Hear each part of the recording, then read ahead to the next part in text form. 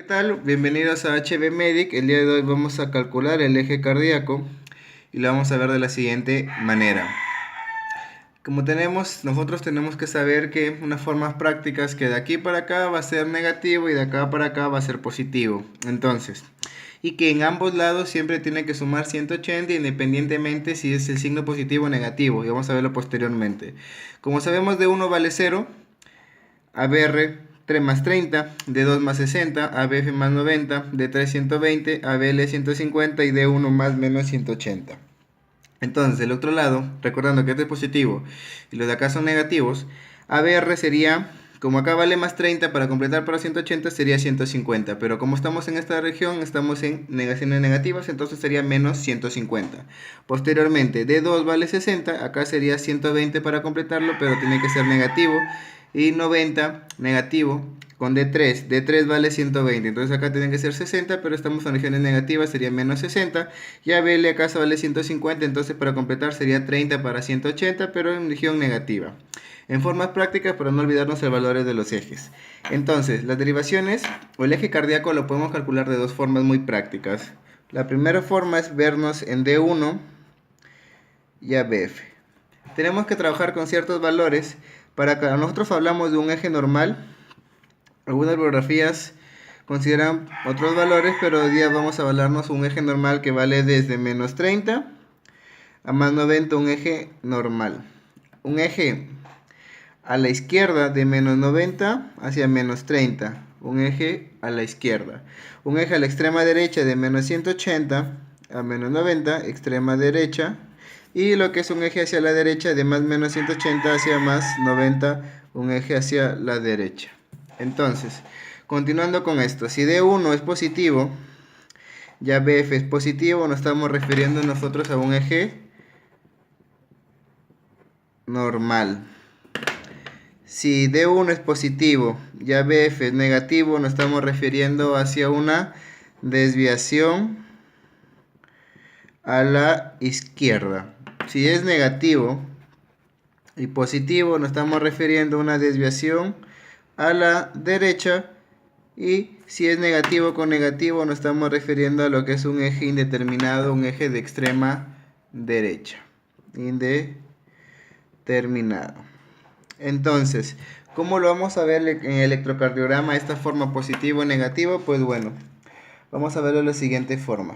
Entonces, si nos vamos al electrocardiograma y en D1 observamos y en ABF observamos de la siguiente manera. Entonces, observamos, supongamos que el valor de aquí, los números cuadrados que me refiero, supongamos sea 4 y acá 3. Entonces el valor absoluto tendría que ser 1 positivo. ¿Por qué? Porque estamos de predominio de flexión positiva. Y en ABF, acá sea 3 y acá sea 1, el valor absoluto sería más 2, porque estamos ante una deflexión positiva. Entonces sería positivo en D1, positivo en ABF, es decir, un eje normal. Y para no olvidarnos que tenemos que observar, vamos a observar esto en el complejo QRS de forma práctica. Entonces, un siguiente ejemplo. Si en D1 observamos y en ABF observamos, supongamos tengo un valor acá de 2 y acá de 4. Y supongamos acá tengo un valor de 3 y acá tengo un valor de 1.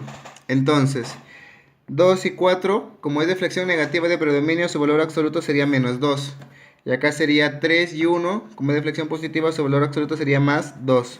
Negativo en D1 y positivo en ABF sería una desviación hacia la derecha. Y es así como calcularíamos el eje cardíaco de esta forma más práctica. Ahora, hay otra forma que la podemos utilizar mediante la siguiente memotecnia, que es Doña Flor y sus tres maridos. Cuando nosotros nos referimos a Doña Flor y sus tres maridos, vamos a ver el segmento ABF, ABL y vamos a ver ABR. Aquí sería Doña Flor y sus 3 maridos. Algo que tenemos que recordar que aquí vamos a ver las derivadas horizontales, no vamos a ver las derivadas precordiales. Entonces, si D1 es positivo, nos estamos refiriendo hacia un eje 0. Nos referimos a un eje 0, nos estamos refiriendo hacia un eje normal. Si es negativo, nos estamos refiriendo hacia un eje 180 y sería un eje derecho. Vamos a ver posteriormente por qué. Si la derivada 2 positiva, nos estamos refiriendo hacia un eje de 60 más 60, por lo tanto sería un eje normal. Si D2 es negativa, nos estaríamos refiriendo hacia menos 120. Como se dan cuenta, se complementa. 100 más 120 es 180, pero si uno es positivo, lo tiene que ser negativo. Entonces sería un eje de extrema derecha. Si la derivada 3 es positiva, es un eje de más 120, por lo tanto es un eje derecho. Y si es negativo, lo estamos refiriendo a un eje menos 60, por lo tanto sería un eje a la izquierda.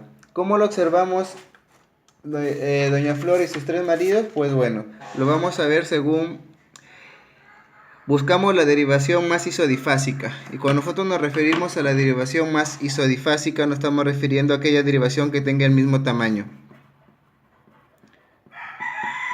Nos referimos a la derivación que tenga el mismo tamaño y buscamos en ABF, ABL o ABR. Supongamos, por ejemplo, en ABF es la más isodifásica. Entonces, en D1, si D1 es positiva,